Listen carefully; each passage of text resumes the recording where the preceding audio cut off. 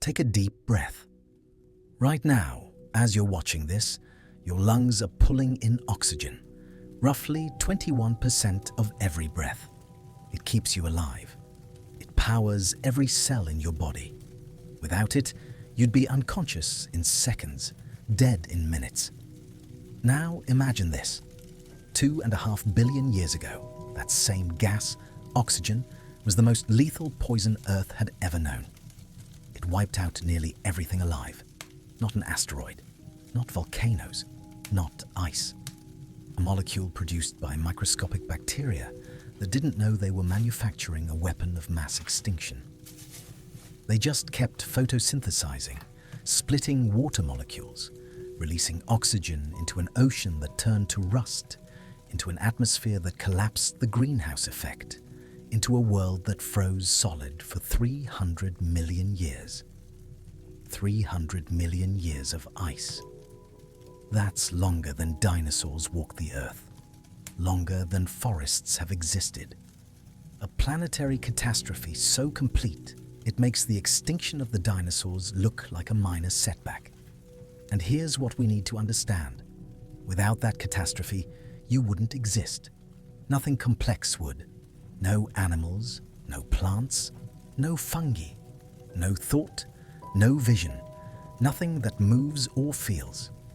The worst disaster in Earth's history created the conditions for everything we are. Before we begin, please consider subscribing. Your support helps us explore these deep questions. Thank you. Let me take you back. 2.7 billion years ago. You need to erase everything you know about Earth because nothing would be familiar. The sky isn't blue. It's orange-pink, hazed with methane and volcanic sulfur. The sun hangs dimmer in that alien sky, only 75% as bright as today. A pale disk struggling through chemical fog. Yet the planet is warm, far warmer than it should be.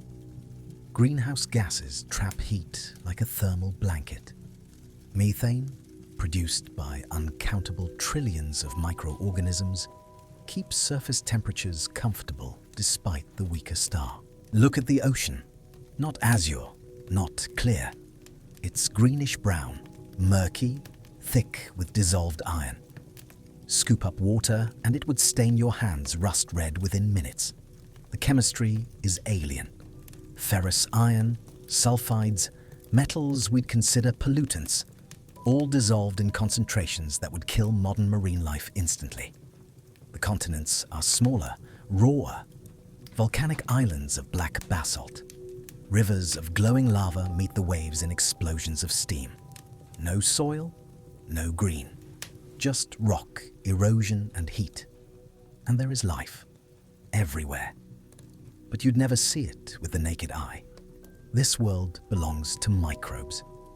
Single-celled organisms thriving in environments we'd consider hellish. Boiling hydrothermal vents kilometers deep where superheated water rich in hydrogen sulfide erupts from cracks in the crust. Sulfur springs, anoxic muds that reek of decay. The lightless abyssal plains.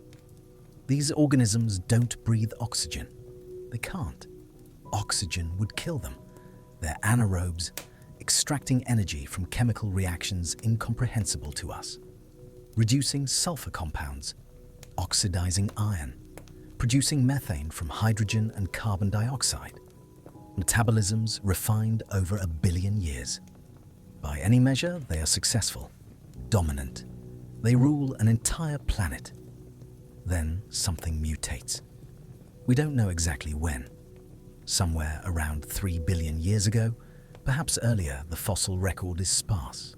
A lineage of bacteria stumbles onto something revolutionary.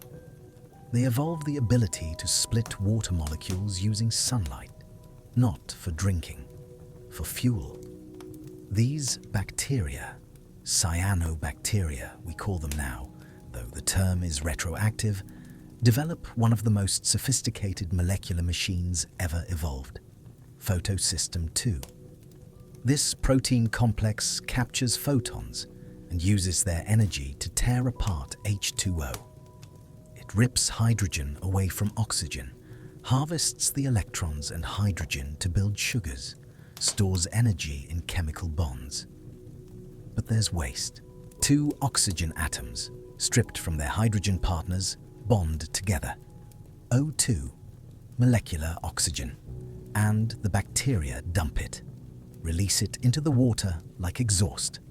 At first, nothing happens. For hundreds of millions of years, 500 million years, 500 million, this oxygen might as well not exist. Why? Because oxygen is viciously reactive. It doesn't accumulate. The instant O2 appears in water, it attacks dissolved iron. Ferrous iron, Fr2+, saturates these ancient seas. Oxygen rips electrons away, oxidizing it to ferric iron, Fr3+. And ferric iron doesn't stay dissolved. It precipitates out. Solid particles of iron oxide, rust, settle through the water column and accumulate on the seafloor. The ocean is a chemical sponge, absorbing every molecule of oxygen produced for 500 million years. That's longer than complex animals have existed, longer than plants have colonized land. An almost incomprehensible duration during which cyanobacteria pump out oxygen and the planet just swallows it, buries it, locks it away as rust. We can see the evidence today. It's written in stone. Travel to the Hamersley Basin in Western Australia, the Misabi Range near Lake Superior, the Transvaal Supergroup in South Africa.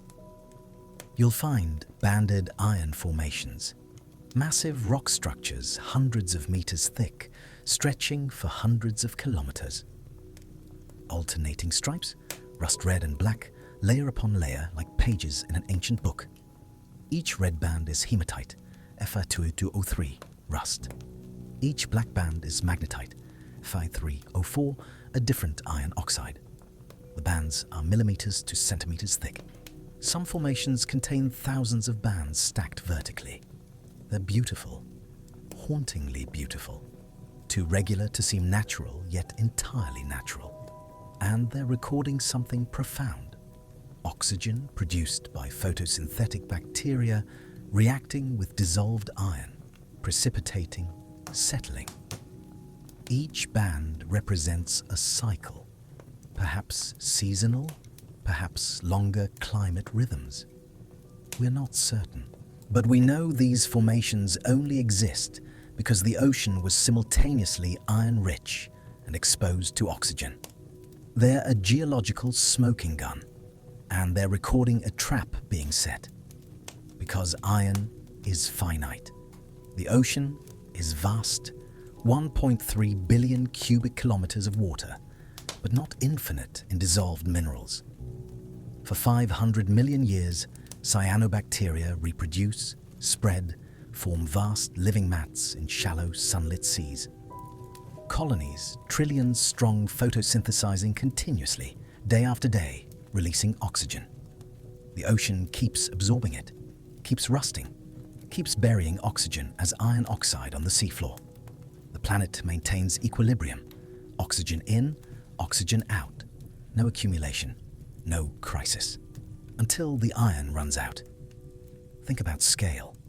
The oceans contained several billion tons of dissolved iron, enough to rust several % of Earth's entire crust, and it all got consumed, oxidized, precipitated, buried. Around 2.4 billion years ago, something shifts. The banded iron formations, those beautiful striped rocks forming continuously for hundreds of millions of years, stop appearing in the geological record, or rather, become vastly rarer. The massive, thick sequences end. The ocean's iron buffer is exhausted, and with nothing left to react with, oxygen begins accumulating. First in surface waters where cyanobacteria are most abundant. Then, molecule by molecule, it leaks into the atmosphere, bubbling up, escaping, spreading. For anaerobic life that dominates Earth, life thriving in an oxygen-free world for over 1 billion years, life that has never encountered free oxygen in meaningful concentrations, This is apocalypse. Let me be precise about what oxygen does to anaerobic organisms. This isn't gentle stress. This isn't gradual adaptation. Oxygen to these cells is a molecular assassin. Oxygen is what chemists call a strong oxidizer. It pulls electrons away from other molecules with tremendous force. In controlled conditions, inside your mitochondria with proper enzymes and safeguards, this property generates energy. But uncontrolled, it's devastating. When oxygen enters an anaerobic cell, it doesn't sit idle. It reacts. It rips electrons from lipids in cell membranes, causing them to degrade and leak. It oxidizes amino acids in proteins, causing misfolding and loss of function.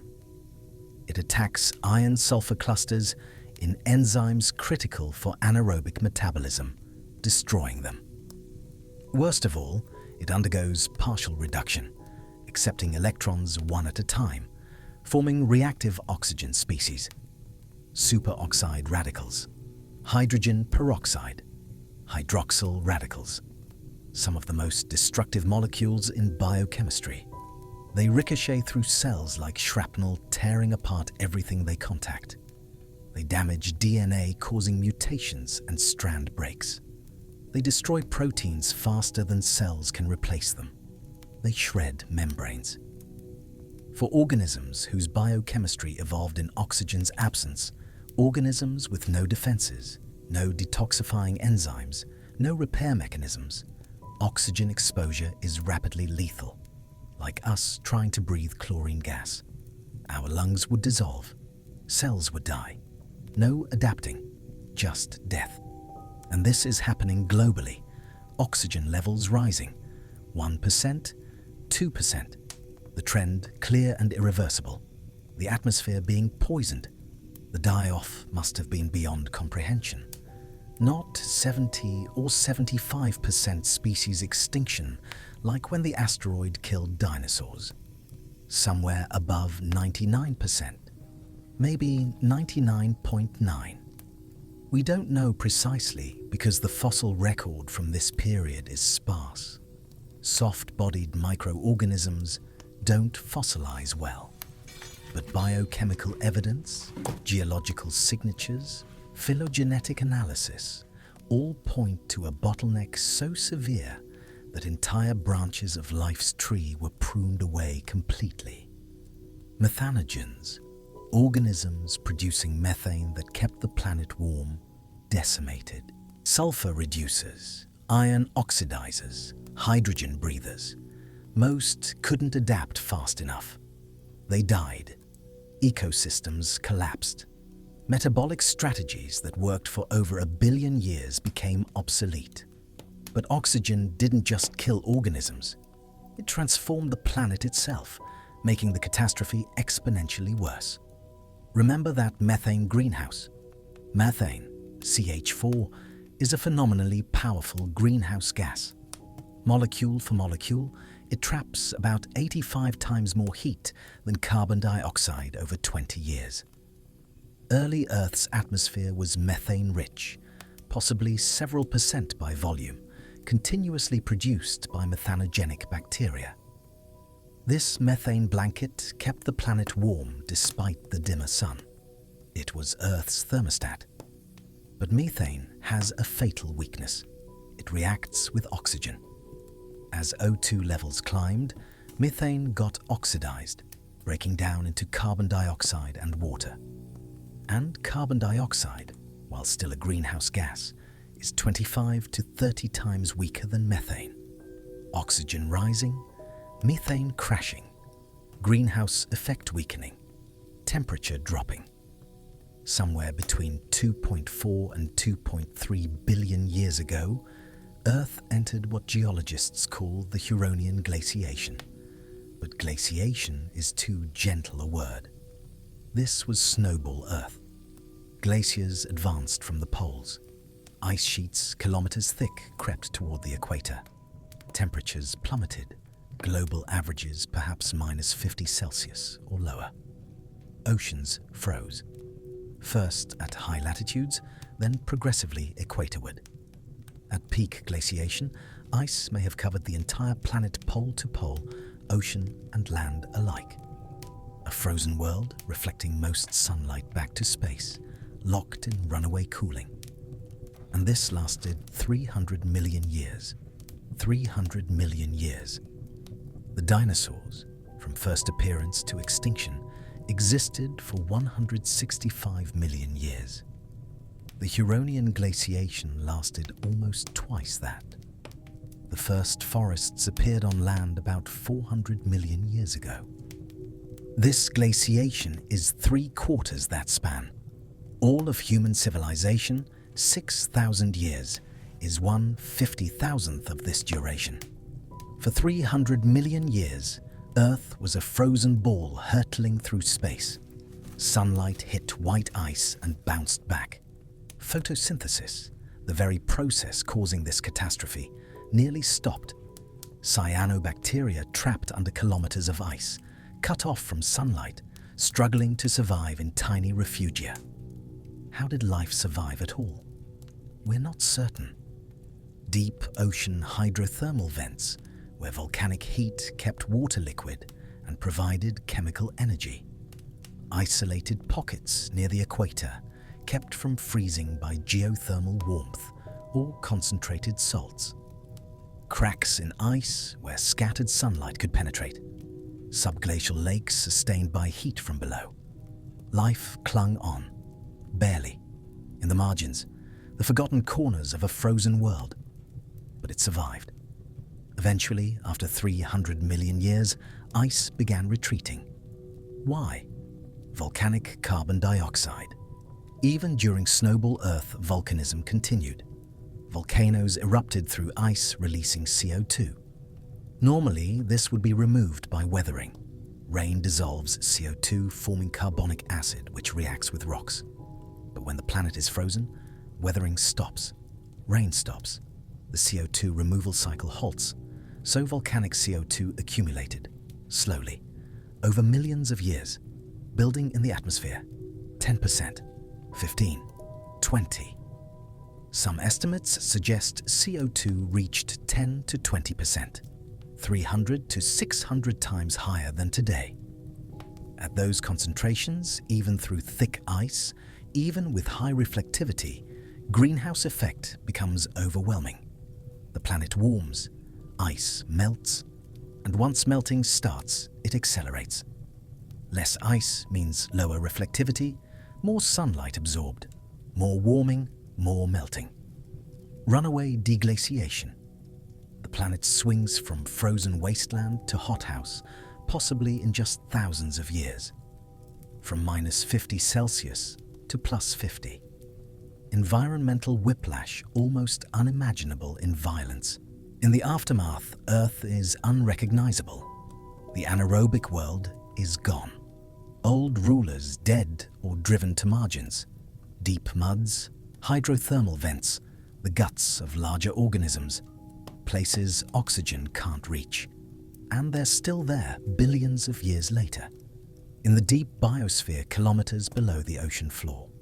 In swamps. In your intestines right now. Descendants of Earth's first inhabitants, hiding from the poison that dethroned them. But on the surface, in sunlit oceans, in the atmosphere, a new world emerges. A world where oxygen is not toxin, but opportunity. Because some organisms survived, and a few had done more than survive. They adapted. And in adapting, discovered something extraordinary.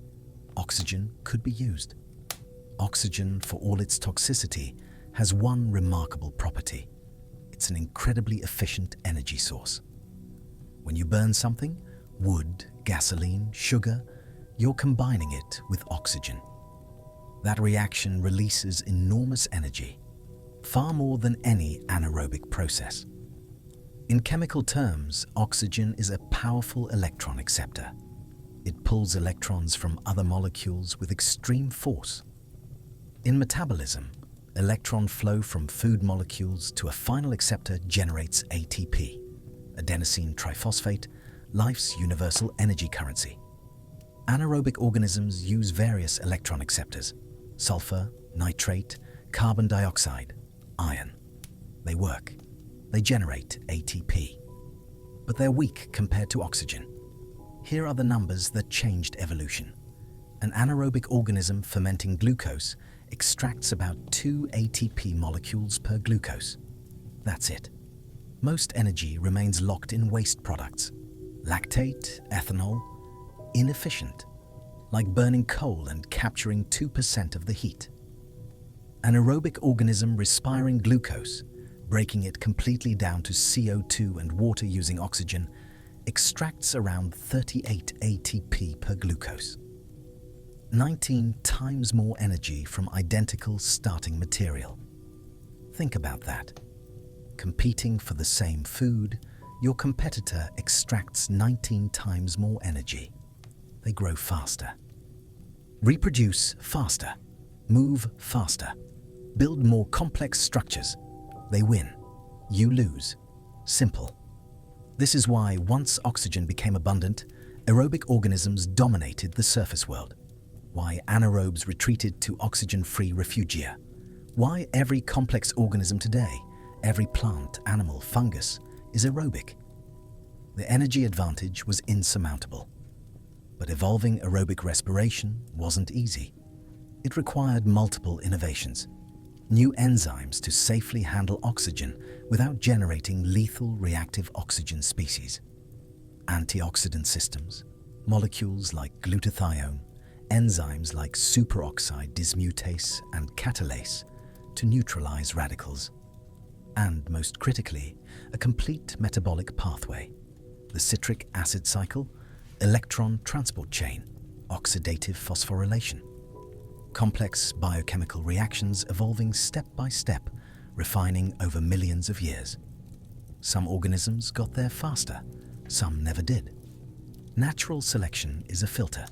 Most don't pass through, but some did.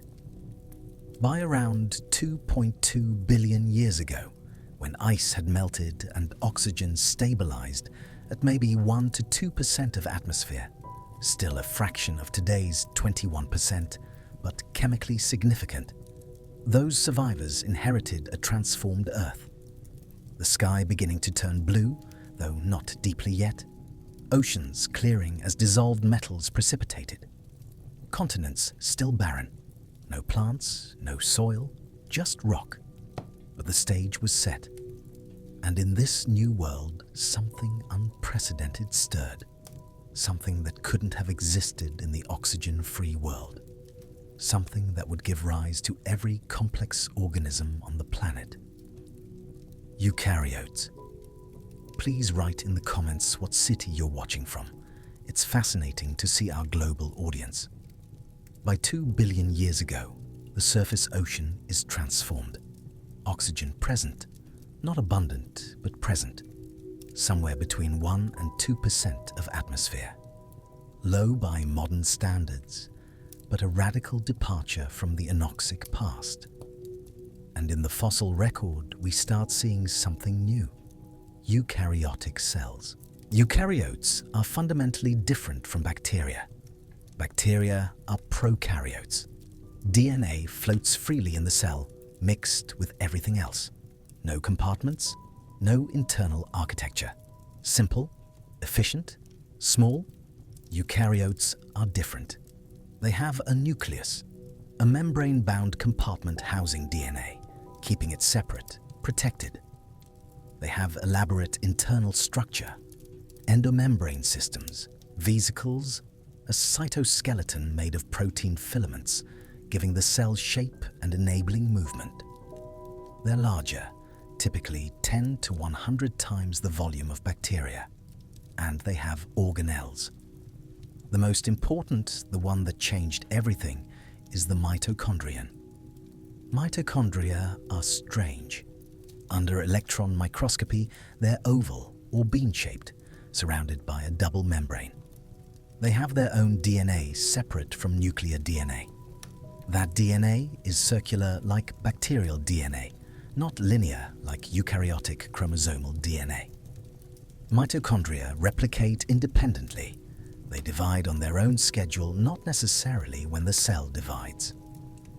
Their ribosomes are more similar to bacterial ribosomes than eukaryotic ones. The proteins they make are often most similar to proteins in a specific bacterial group, alpha proteobacteria. For decades, these observations puzzled scientists. Why would an organelle inside a eukaryotic cell resemble a bacterium? The answer, proposed by Lynn Margulis in the 1960s and now universally accepted, is simple and astonishing. Because mitochondria are bacteria, or were. Somewhere around 2 billion years ago, exact timing debated, a larger cell, probably an archaeon or early eukaryote-like organism, engulfed a smaller bacterium, perhaps trying to eat it, perhaps an infection. We don't know initial conditions, but instead of being digested, being destroyed, that bacterium survived inside the host and started providing a service: energy. This bacterium had evolved aerobic respiration. It could use oxygen to extract massive ATP from food molecules. The host cell, suddenly flooded with energy, thrived, grew larger, reproduced more, and, crucially, didn't kill the internal bacterium. The bacterium, in turn, benefited from protection and resources. This is endosymbiosis, one organism living inside another, both benefiting. Over time, over millions of years, the relationship became permanent. The bacterium lost genes it no longer needed. The host provided many services. The host became dependent on the bacterium for energy. They became effectively a single organism. The bacterium became the mitochondrion. This wasn't a one-time fluke. Every eukaryote existing today, every animal, plant, fungus, amoeba, paramecium, has mitochondria, or in rare cases has remnants of mitochondria degenerated because the organism returned to oxygen-free lifestyle. But the common ancestor of all eukaryotes had mitochondria. This endosymbiotic event happened once and birthed an entire domain of life. Why does this matter? Because mitochondria need oxygen. They are aerobic machines. The entire electron transport chain, the process generating most ATP, terminates with oxygen as final electron acceptor. Without oxygen, mitochondria don't work. Without mitochondria, eukaryotes as we know them can't exist. No oxygen, no mitochondria. No mitochondria, no eukaryotes. No eukaryotes, no animals. No animals, no you. The Great Oxidation Event, that catastrophic planetary poisoning 2 billion years earlier, was the prerequisite for your existence. But the link between oxygen and complexity goes deeper. Energy constrains biological complexity. Every cellular process requires ATP. Moving molecules across membranes, synthesizing proteins, replicating DNA, dividing, all cost energy. More complexity requires more energy. Bacterial cells are small and simple. They have high surface area to volume ratio, allowing efficient nutrient and waste exchange through membranes. They don't need much energy per unit volume and can get what they need from membranes. But as cells grow larger, volume increases faster than surface area. A cell 10 times wider has 1,000 times the volume, but only 100 times the surface area. 10 times more internal machinery to power, but only 10 times more membrane to generate energy from. Energy per unit volume drops tenfold. This is a fundamental scaling problem. Why bacteria stay small? If they grew much larger, they'd suffocate in waste and starve from lack of energy. Eukaryotes solve this with mitochondria. Mitochondria are internalized membranes. They have convoluted inner membranes with huge surface area packed with ATP-generating protein complexes.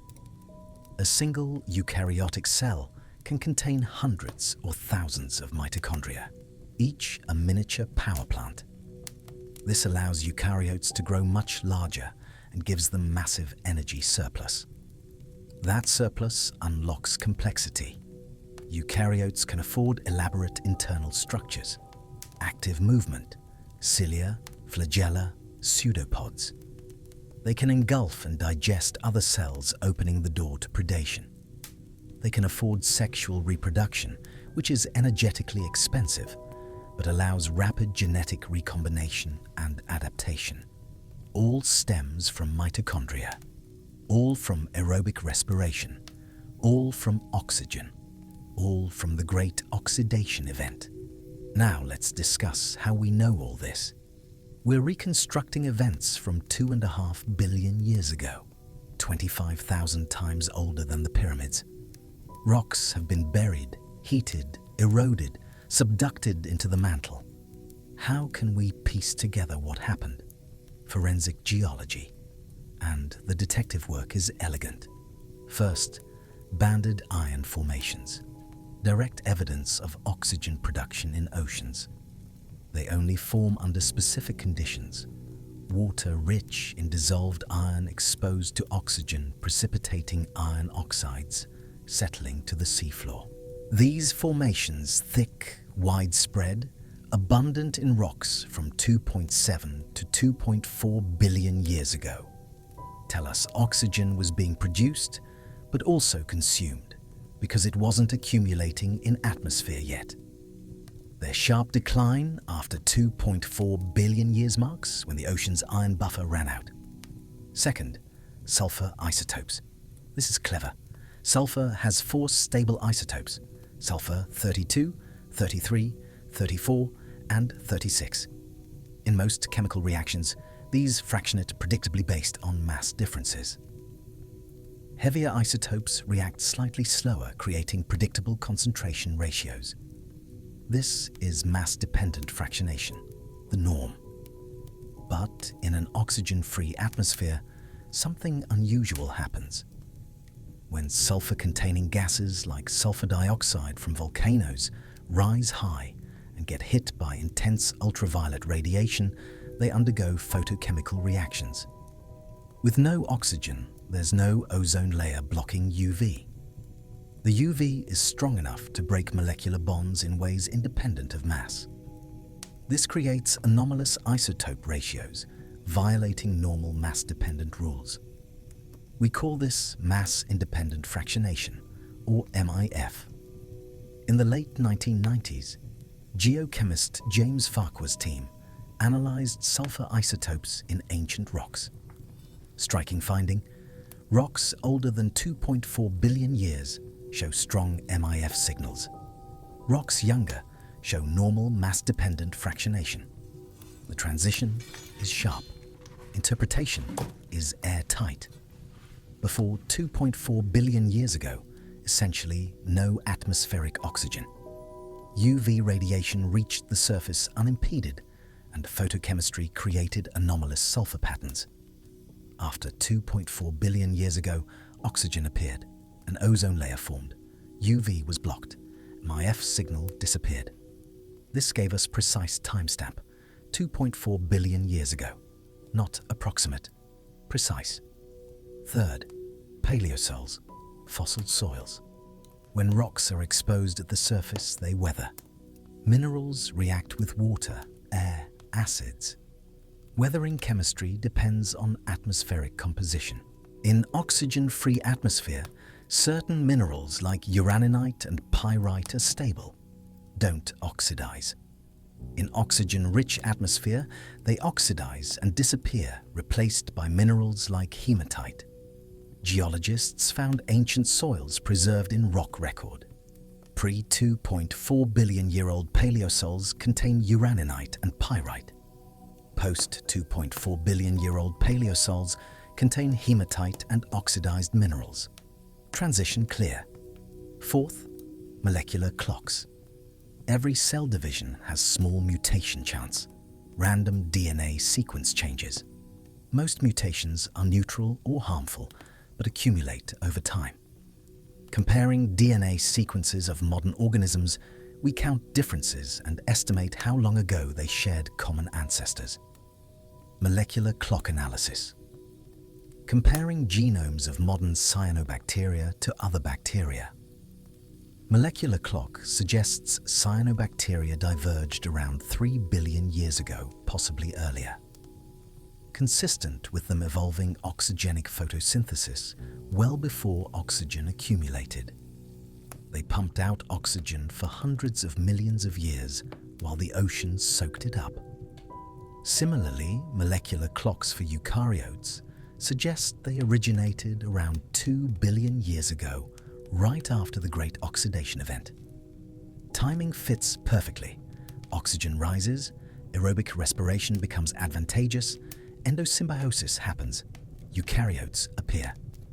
Fifth, ancient microfossils. We have actual fossils of cyanobacteria in rocks from around 3 billion years ago. Preserved cell structures, sometimes in exquisite detail, showing the same layered mats, stromatolites, cyanobacteria build today. These are among the oldest visible signs of life on Earth. Unambiguous. Photosynthetic bacteria were abundant, widespread, thriving billions of years ago. Each line of evidence alone is suggestive. Together, they form an ironclad case.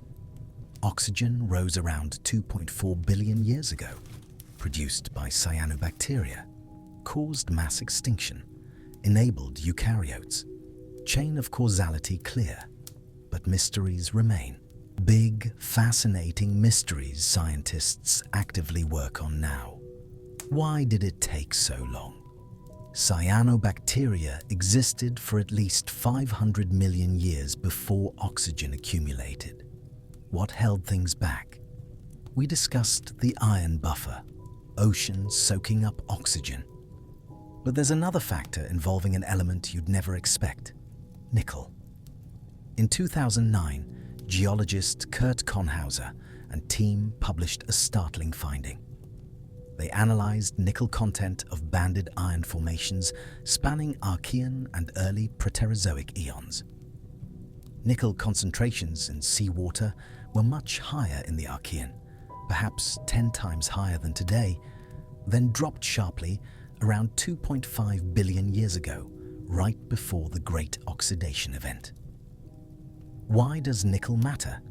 Because nickel is critical for enzymes used by methanogenic archaea, methanogens. These organisms produce methane from hydrogen and CO2, and methane reacts with oxygen, destroying it. High atmospheric methane means oxygen gets consumed before accumulating. Methanogens depend on nickel. Specifically, they use nickel-containing enzymes like methyl coenzyme M, reductase catalyzing the final methane production step. Without enough nickel, methanogens can't thrive. Fewer methanogens, less methane. Less methane, less oxygen destruction. Balance tips. Why did nickel levels drop? Konhauser's hypothesis is elegant, related to Earth's cooling mantle. In the Archean, the mantle was hotter. The volcanic rock type being erupted, komatite, ultramafic lava rich in magnesium and iron, was also nickel-rich. As the mantle cooled over billions of years, komatite volcanism declined, replaced by basaltic volcanism. Basalts have much less nickel, so nickel flux into oceans declined. Seawater nickel dropped, methanogens struggled, methane production fell, and oxygen no longer being destroyed as quickly began accumulating. Chain reactions stretching from deep mantle to atmosphere. A trace element influencing volcanism, influencing ocean chemistry, influencing microbial ecosystems, influencing atmospheric composition. Earth is a system. Everything connects. Another mystery: whiffs of oxygen. In 2013, geochemist Robert Fry and colleagues analyzed chromium isotopes in rocks from just before the Great Oxidation Event. Chromium has several isotopes, and in oxygen-rich environments, chromium oxidizes and isotopes fractionate distinctively. Frey found surprising hints of temporary oxygen increases before 2.4 billion years ago. Brief spikes, maybe lasting a few million years, where oxygen seems to have risen, then fallen back. These are whiffs of oxygen. They suggest the Great Oxidation Event wasn't a single threshold, more like a series of failed attempts, each time the system almost tipping, but falling back until finally, around 2.4 billion years ago, it tipped permanently. Why the whiffs? Maybe local or regional oxygenation events, areas where cyanobacteria bloomed producing lots of oxygen, but it got consumed before spreading globally. Maybe oscillations in volcanic activity affecting how much reduced gas is pumped into atmosphere to react with oxygen. Maybe changes in continental weathering rates. We're not sure. But whiffs tell us the transition was messy, drawn-out contingent. Not a clean switch, but a stuttering, uncertain process over tens of millions of years. Then there's inevitability. Was the Great Oxidation Event bound to happen eventually given cyanobacteria and time? Or could Earth have remained anoxic indefinitely? One hypothesis proposed by geologist Lee Kump involves hydrogen escape. Early Earth had lots of atmospheric hydrogen, from volcanic outgassing, from water reacting with crustal iron, from fermentation and anaerobic metabolisms. Hydrogen is the lightest element. It rises to atmosphere's top and over time escapes to space. When hydrogen escapes, it's effectively removing electrons, reducing power from the planet, making Earth as a whole more oxidized. Hydrogen escape is slow, but over hundreds of millions of years it adds up. Kump's idea is Earth was gradually, inexorably losing hydrogen and becoming more oxidized. Eventually, the planet's overall redox state shifted enough that oxygen could accumulate. The Great Oxidation Event wasn't just about cyanobacteria producing oxygen. It was about the planet reaching a tipping point where it could no longer consume oxygen as fast as it was produced. Elegant hypothesis, tying the event to planetary scale process inevitable over deep time. Suggests, given enough time, oxygenation was bound to happen, but we're not certain. Active research area. What we know, by 2.2 billion years ago, crisis had passed. Oxygen stabilized around 1 to 2% of atmosphere. Snowball Earth glaciation ended. Life survived barely in scattered refugia. In the aftermath, the world was unrecognizable. Anaerobes gone from surface hiding in oxygen-free muds and vents. Cyanobacteria, unwitting catastrophe architects, thriving in new oxygenated ocean. And eukaryotes, strange new cells with mitochondria, nuclei, complex machinery, beginning to diversify. But for a long time, nothing dramatic happens. Oxygen levels stay low. Eukaryotes exist, but remain rare, small, single-celled. The planet enters a period geologists call the Boring Billion, from about 1.8 billion to 800 million years ago. A stretch where on the surface not much seems to change. But beneath apparent stasis, groundwork for the next transformation is being laid. The Boring Billion isn't boring at all if you look closely. Geologically stable, yes. No dramatic climate swings, no obvious mass extinctions, oxygen levels flatlined. But evolutionarily, it's a crucible. Eukaryotes are diversifying. The first eukaryotes 2 billion years ago were probably simple, single-celled. Maybe larger than bacteria with nucleus and mitochondria, but not dramatically different in lifestyle. They lived in oceans likely near surface where oxygen was available. Rare, vastly outnumbered by bacteria. But they had advantages. That mitochondrial energy surplus meant they could afford complexity. grow larger, build elaborate internal structures, endomembranes, vesicles, cytoskeleton, and they began evolving behaviors bacteria couldn't. One of the most important, phagocytosis, the ability to engulf other cells. Bacteria can't do this. Rigid cell walls prevent it. But eukaryotes with flexible membranes and internal scaffolding could wrap around other cells, take them inside, digest them. This is predation. For the first time in Earth's history, life wasn't just passively absorbing nutrients from the environment. It was actively hunting, pursuing, consuming other organisms. And predation changes everything. Once the first predatory eukaryotes evolved, their prey had to evolve defenses or die. Thicker cell walls, protective coverings, toxins, speed, ability to sense and flee danger. And predators, in turn, had to evolve better hunting strategies. Faster movement, better sensory capabilities, more efficient digestion. This is what evolutionary biologists call a Red Queen dynamic, named after the Alice in Wonderland character, who says, "It takes all the running you can do to keep in the same place." Predators and prey locked in evolutionary arms race.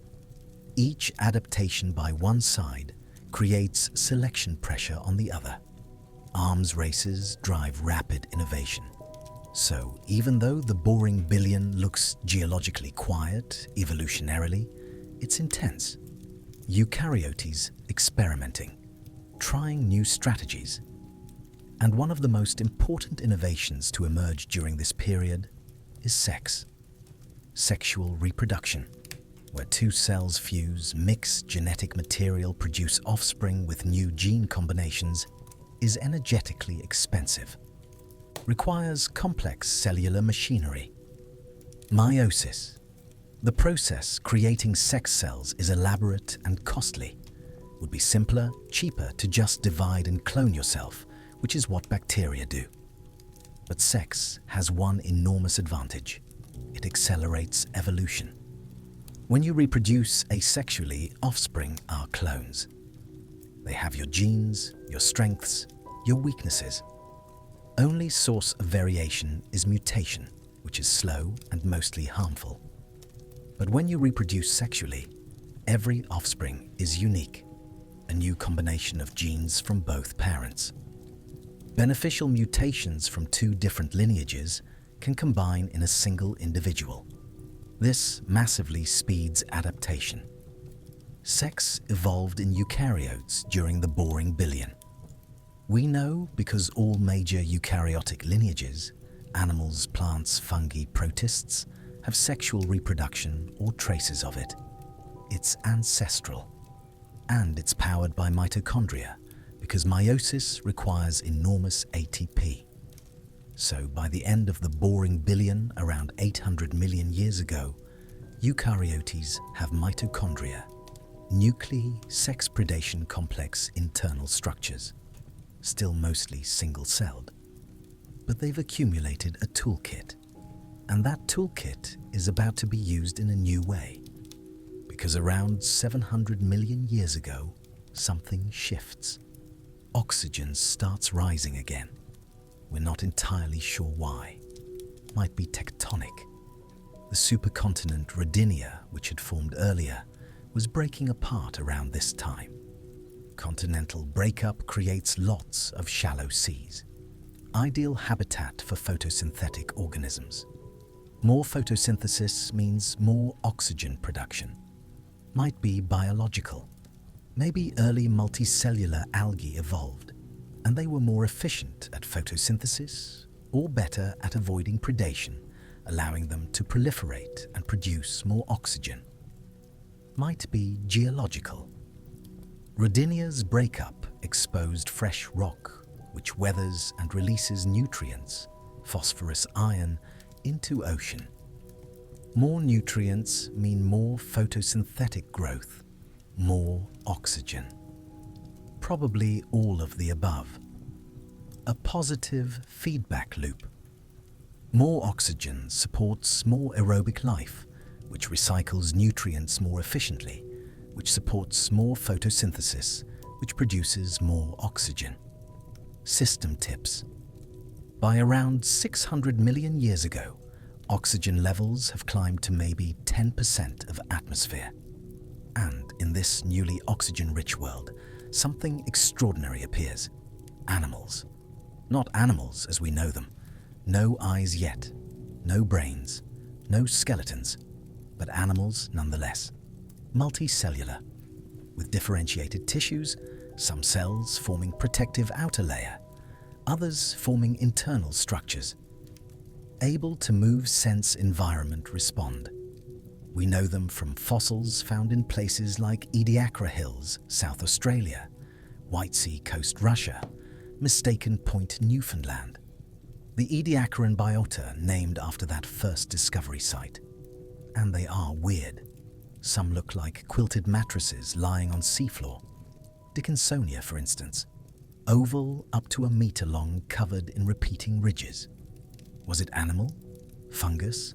Lichen-like symbiosis? We're not sure. Some look like fronds anchored to bottom, Charnia branching fern-like. Some look like segmented discs.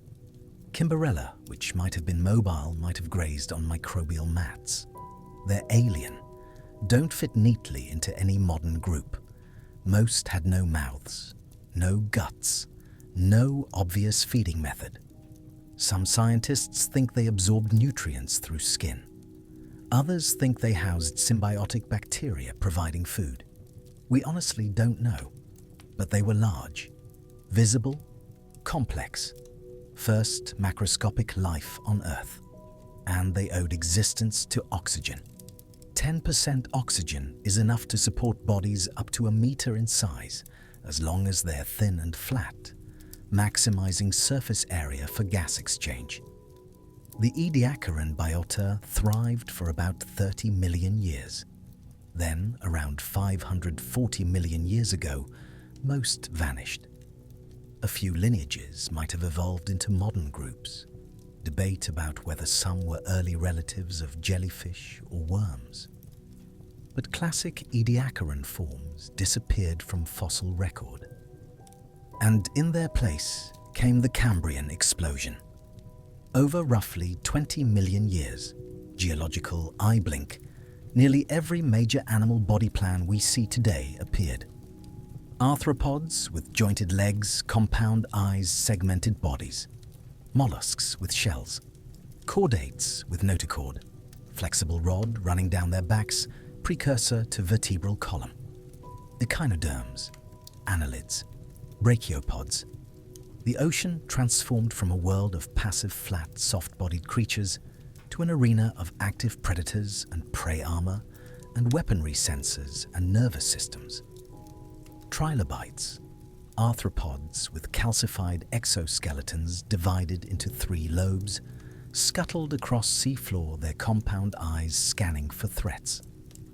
Some trilobite species had eyes with over 15,000 individual lenses, each lens a perfect calcite crystal arranged to minimize optical distortion. Engineering that wouldn't be matched until humans invented camera lenses. Anomalocaris, over a meter long, swam through water with lobed appendages, its circular mouth ringed with plates designed to crush prey. We've found Anomalocaris fossils with preserved gut contents. We've found bite marks on trilobite shells matching its mouth structure. It was an active hunter, an apex predator, and it required enormous energy. Energy to swim continuously. Energy to power those massive compound eyes, each with over 16,000 lenses, giving it excellent vision. Energy for metabolism supporting rapid movement. That energy came from oxygen. Anomalocaris had gill structures maximizing surface area for extracting oxygen from water. Without 15 to 20% atmospheric oxygen without corresponding, dissolved oxygen in ocean Anomalocaris couldn't exist. Its metabolism would fail. It would suffocate. Opabinia with 5 eyes, and bizarre flexible proboscis, tipped with claw-hunted smaller animals. 5 eyes. Why 5? We have no idea. Evolution experiments. Most experiments fail. Opabinia's lineage didn't survive past the Cambrian, but for a brief geological moment, 5-eyed predators prowled the seas. Hallucigenia, named because when first discovered it seemed so bizarre, scientists thought they were hallucinating.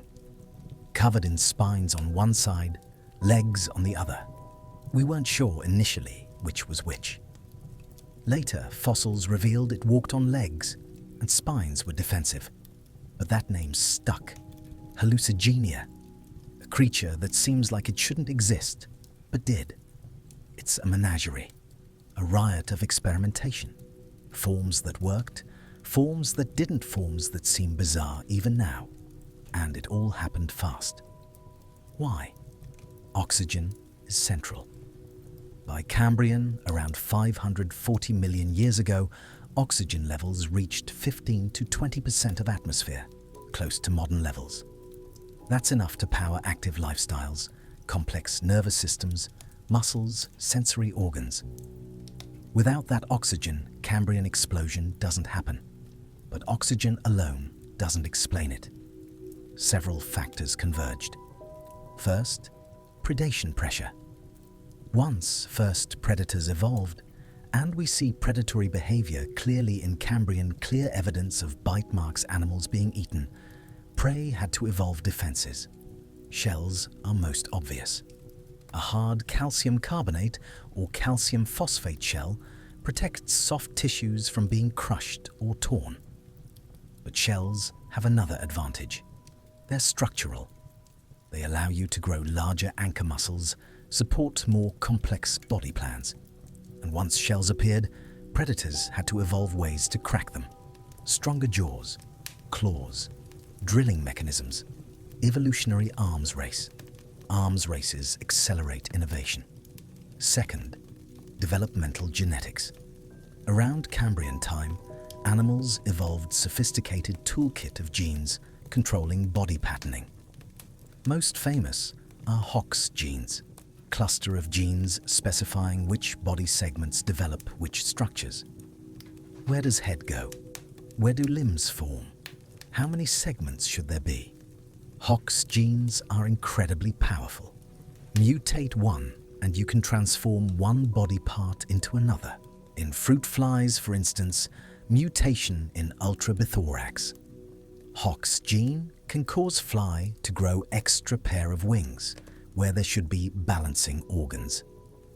Once animals had this genetic toolkit, evolution could tinker with body plans much more easily.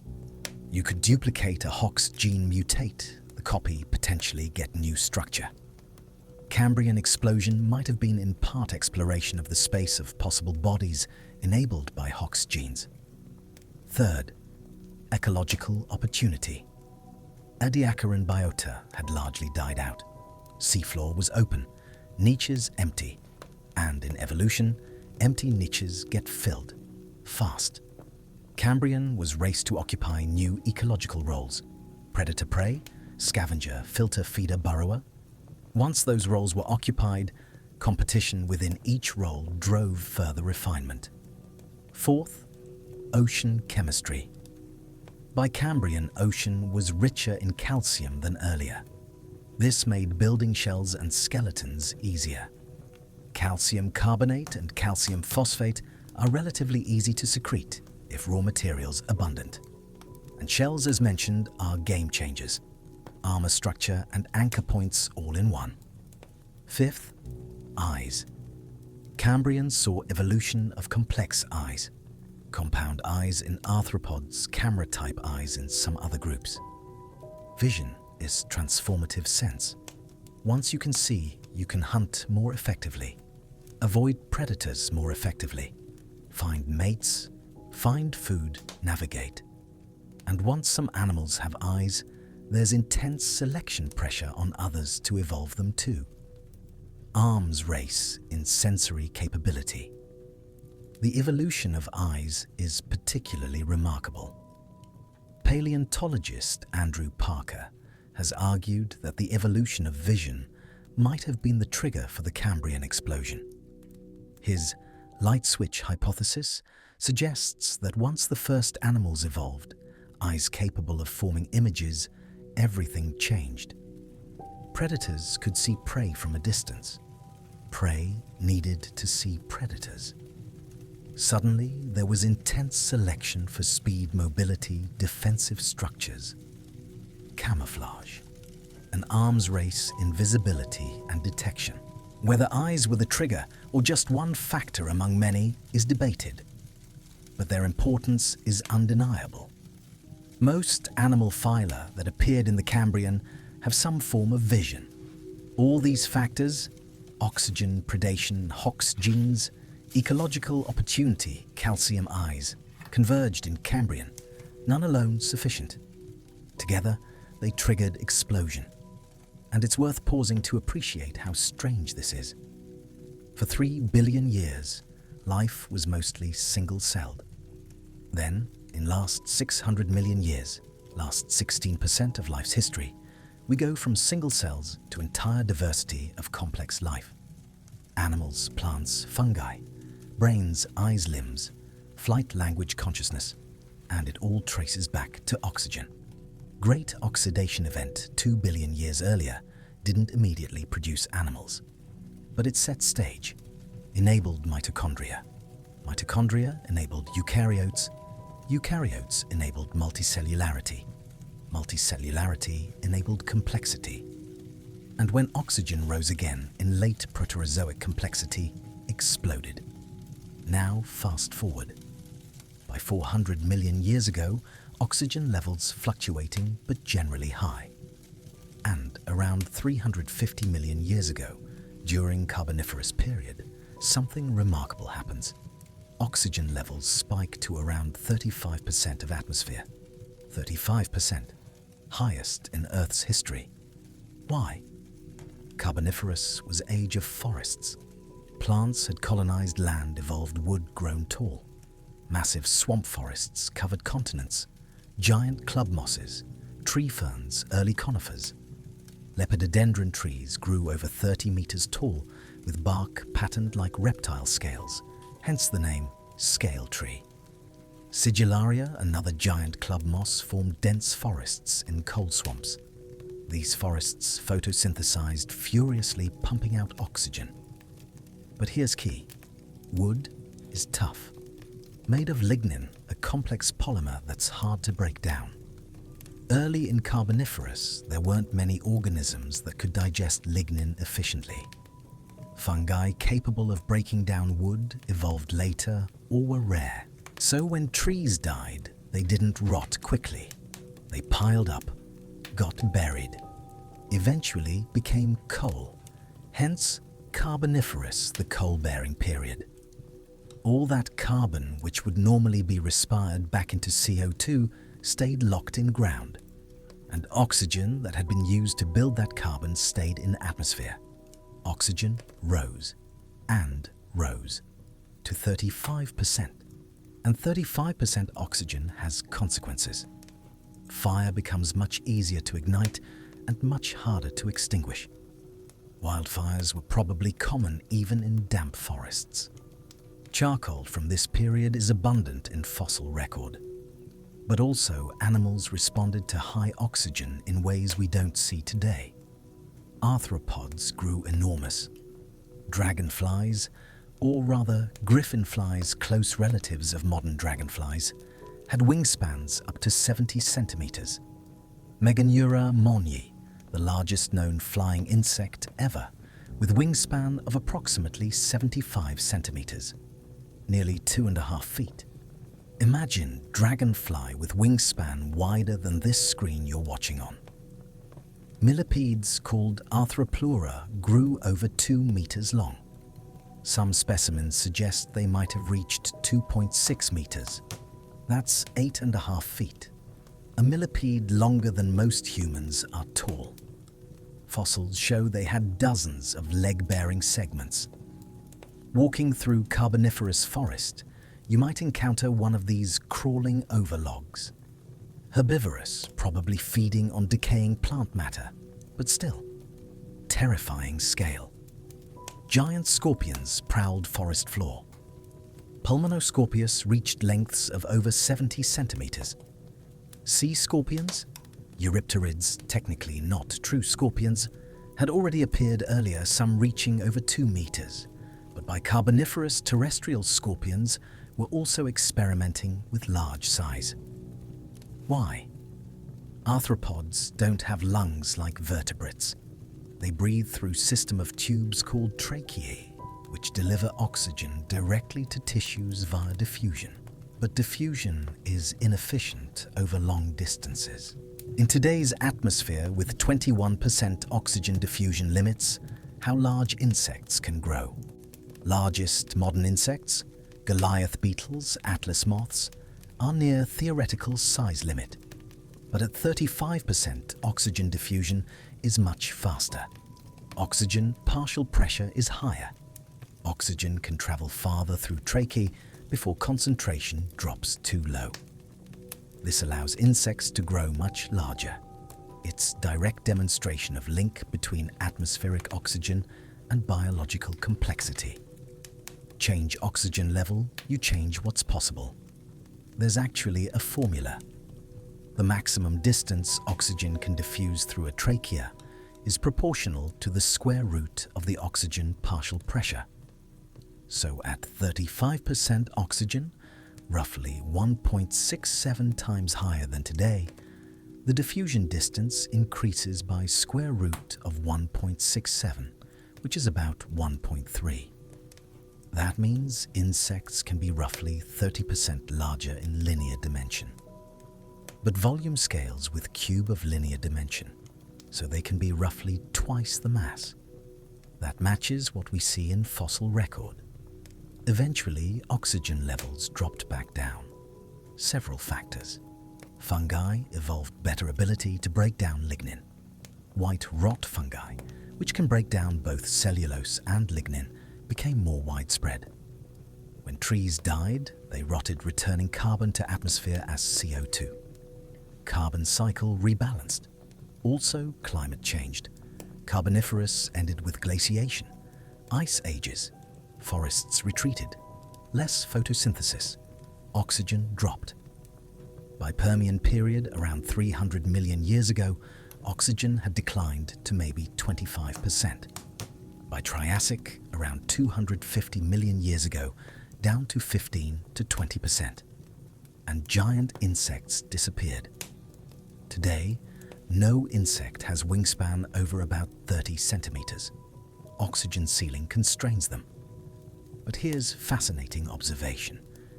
For last 400 million years, oxygen has fluctuated within range, somewhere between 15 and 35%.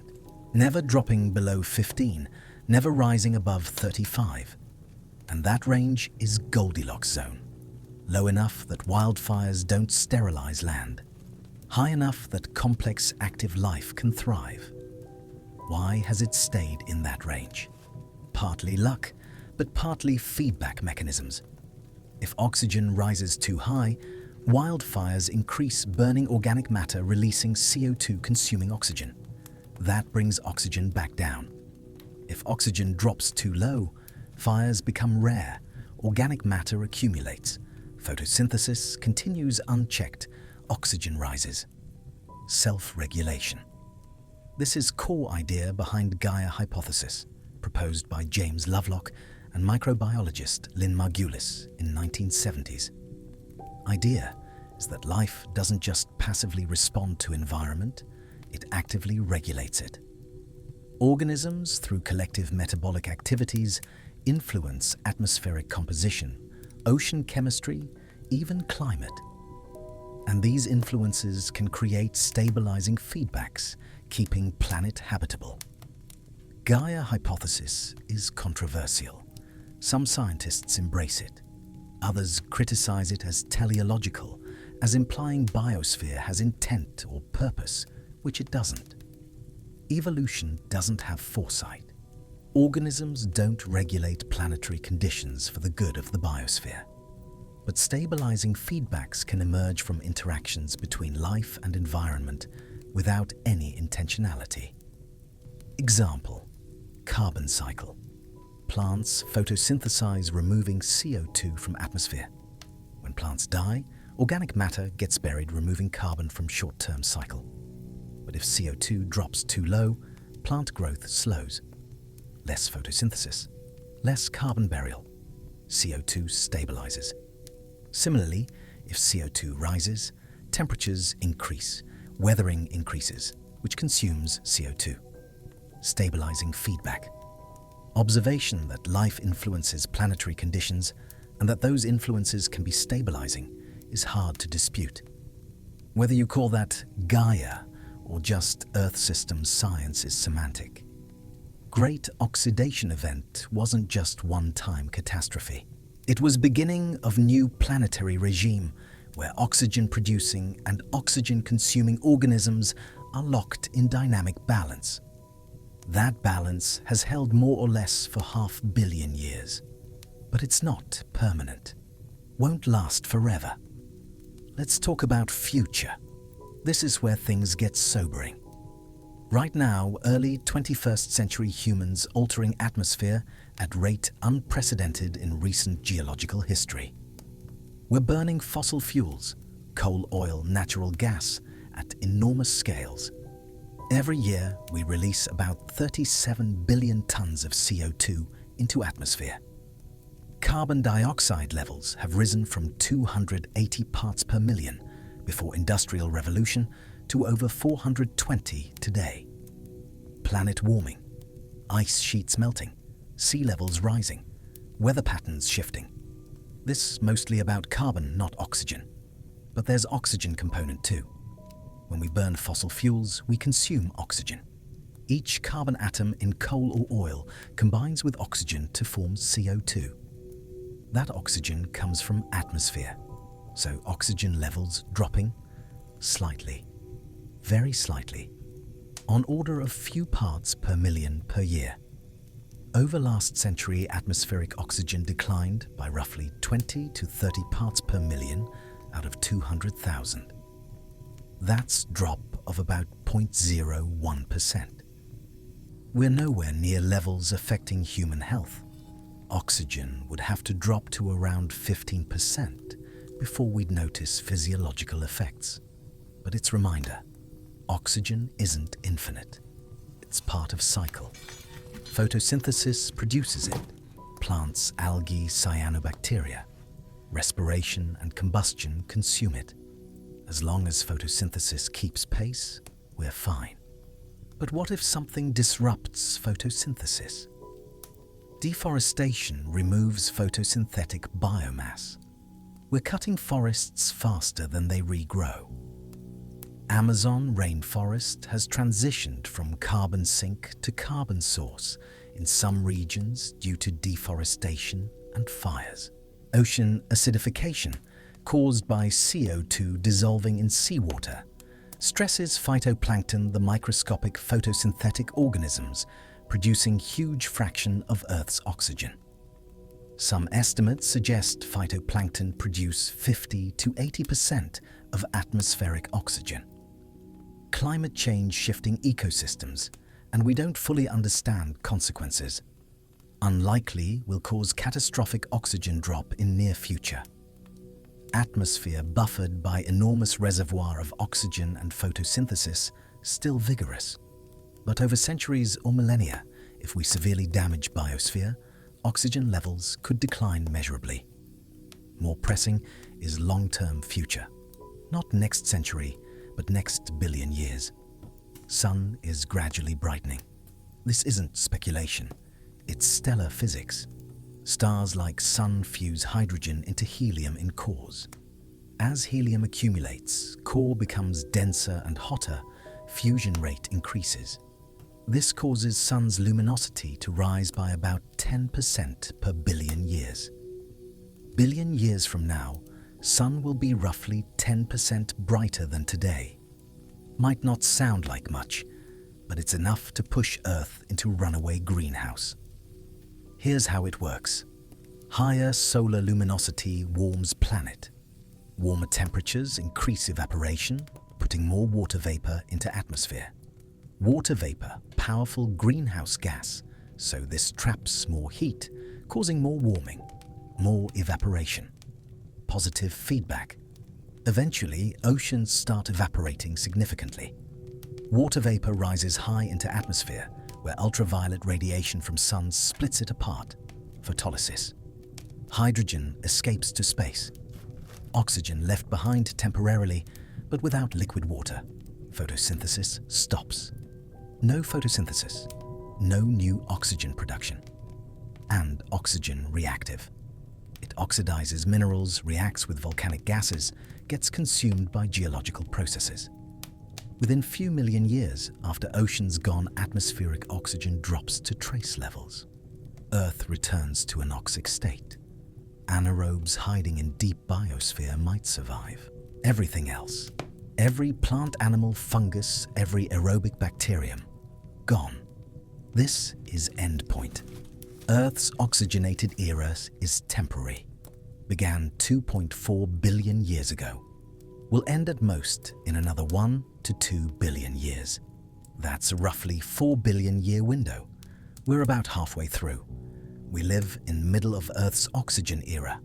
Before it, planet was anoxic. After it, a planet will be anoxic again. We are in very real sense transient phenomenon. But let's not despair. 1 to 2 billion years is vast. Longer than complex life has existed so far. If humanity survives even million more years, tiny fraction of that span, we'll have achieved something extraordinary. And in meantime, we're learning, studying Earth's past to understand planetary processes, looking outward to other worlds to see if our story unique or common. Which brings us to exoplanets. In last 30 years, we've discovered over 5,000 planets orbiting other stars. They come in staggering variety. Hot Jupiters orbiting closer to their stars than Mercury orbits Sun. Super Earths, rocky planets larger than Earth, but smaller than Neptune. Ice giants, lava worlds, planets in the habitable zones of their stars where temperatures could allow liquid water. And one of key questions we're asking, do any have oxygen in their atmospheres? Because oxygen is biosignature, highly reactive, doesn't last long in atmosphere unless something continuously producing it. On Earth, that something is photosynthesis. If we detect oxygen on exoplanet, it's strong hint, though not proof, that there's life there. We're not there yet. Detecting atmospheric gases on exoplanets incredibly difficult. Planets small, faint, far away. But we're making progress. James Webb Space Telescope launched December 2021, capable of analyzing exoplanet atmospheres. It watches planets transit in front of their stars, pass between us and star. As planet transits, starlight filters through planet's atmosphere. Different gases absorb different wavelengths of light, leaving distinctive fingerprints in spectrum. By analyzing those fingerprints, we can identify what's present. So far, JWST has detected water vapor methane, carbon dioxide, even sulfur dioxide on various exoplanets. No oxygen yet, but we're looking. And this is where it gets exciting. In 2026, NASA plans to launch Habitable Worlds Observatory, space telescope specifically designed to search for biosignatures. It will have sensitivity to detect oxygen combined with other gases like methane that together suggest biological activity. Why oxygen and methane together? Because they're chemically incompatible. Oxygen oxidizes methane. If you find both in significant concentrations simultaneously, something must be producing both continuously. On Earth, that's life. Photosynthetic organisms making oxygen, methanogenic bacteria making methane. finding oxygen alone isn't definitive. There are non-biological ways to produce atmospheric oxygen.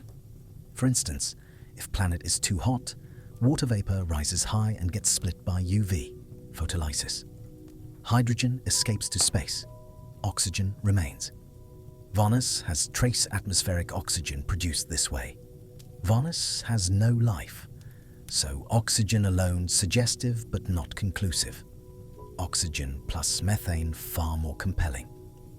Oxygen plus other disequilibrium gases, combinations that shouldn't coexist unless something continuously producing them. That's biosignature. Within next decade, we might find evidence of life beyond Earth. Not aliens with technology, not intelligent signals, but oxygen. Produced by photosynthesis on world we'll never visit, orbiting star we can barely see. If we find it, implications staggering. It means great oxidation event wasn't bizarre fluke. It means oxygenic photosynthesis and all that follows from it is predictable outcome of life plus time plus chemistry. It means universe might be filled with oxygenated worlds, with complex ecosystems, with organisms breathing what was once poison. If we don't find it, if we survey hundreds of planets and find none with oxygen, that's equally profound. Means we're witnessing something extraordinarily rare. That specific chain of events on Earth, cyanobacteria evolving oxygenic photosynthesis, oxygen overcoming planetary sinks, endosymbiotic origin of mitochondria, evolution of multicellularity, was contingent on unlikely accidents. That we might be alone or nearly so in universe teeming with simple microbial life, but devoid of complexity. Either answer changes everything, and we'll know within your lifetime. The Habitable Worlds Observatory isn't just concept, it's engineering reality.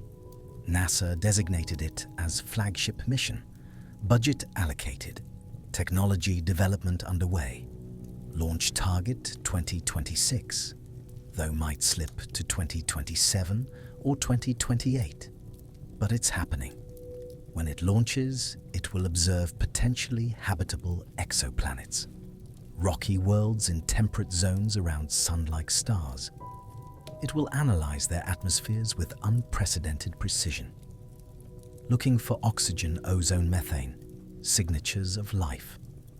And if it finds them, if we detect oxygen on even one exoplanet, the philosophical implications are staggering. We would know we're not alone. Not in sense of intelligent civilizations, oxygen doesn't imply intelligence, but in sense of complex biospheres, other worlds that underwent their own great oxidation events, other catastrophes that became foundations. The universe would suddenly seem less empty, less lonely. Alternatively, if we find nothing, if hundreds of surveyed worlds show no oxygen, that tells us something too. That Earth's history was special, that the sequence from simple cells to oxygen to mitochondria to complexity was extraordinarily unlikely, that we might be witnessing something that happens perhaps once per galaxy or less. Both possibilities are profound, so let's bring this home. What does great oxidation event mean for us here now? First, reminder that ecosystems are fragile even when life itself is resilient. Life survived great oxidation event. 99% of species didn't. Extinction is real, permanent, and can be caused by life itself. Biosphere doesn't have plan, doesn't optimize. It just is, and it can change catastrophically. Second, it shows profound disruptions don't end story, they reshape it. This doesn't mean we should welcome disasters, doesn't mean we shouldn't try preventing harm. But even when catastrophe comes, something survives, something adapts, something new emerges. Third, demonstrates power of incremental change. Cyanobacteria didn't transform a planet overnight. They photosynthesized for 500 million years before oxygen accumulated. Individual bacteria were powerless. Collectively, over deep time, they changed world. Small, persistent actions compound. This applies to us. You individually might feel insignificant facing global challenges. But humans collectively are planetary force. We're altering atmosphere, climate, biosphere. Question is, what will we do with that power? Fourth, reminder we're part of this story. Not separate from Earth's history, product of it. Every atom in your body was forged in stars, cycled through planet, processed by organisms over billions of years. Oxygen you breathe was produced by photosynthesis. Continuing work started 2.5 billion years ago. You are connected deeply to ancient catastrophe. Fifth, change is inevitable. Earth's atmosphere wasn't always oxygenated, won't always be. Over deep time, everything shifts. Planet is dynamic. We're living in specific window, oxygen window, that won't last forever. But right now, in this moment, planet is habitable. Sky is blue. You can breathe. And somewhere in Pacific Ocean right now, microscopic cyanobacterium is splitting water molecule. Photons from sun strike its photosystem. Electrons get excited. Water tears apart. Hydrogen flows through molecular machinery. Sugars synthesized. And 2 oxygen atoms bond together, O2, and diffuse into water.